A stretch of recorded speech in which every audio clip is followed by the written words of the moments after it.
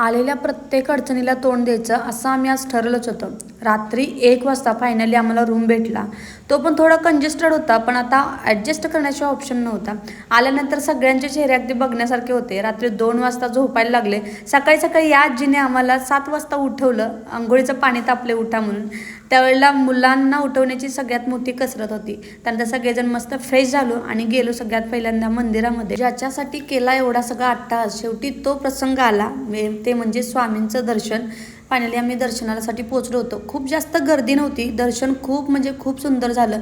जेवढी परीक्षा घेतली स्वामींनी त्याप्रमाणे दर्शन पण चांगलं घडवलं. खरं सांगू का, जेव्हा आम्ही पोचलो ना त्यावेळेला असं वाटत होतं की आपण का आलो, पण ज्या वेळेला स्वामींचं दर्शन घडलं त्यानंतर वाटायला लागलं बरंच झालं आपण आज आलो ते, कारण दर्शनच एवढं छान झालं. पुढे आम्ही तुळजापूरला जाणार होतो, पण आदल्या दिवशीच्या प्रवासाच्या झालेल्या दमछाकमुळे आमचा प्लॅन कॅन्सल केला आणि आम्ही पुण्याला रिटर्न फिरलो. तर कसं वाटलं स्वामींचं दर्शन? चलो बाय.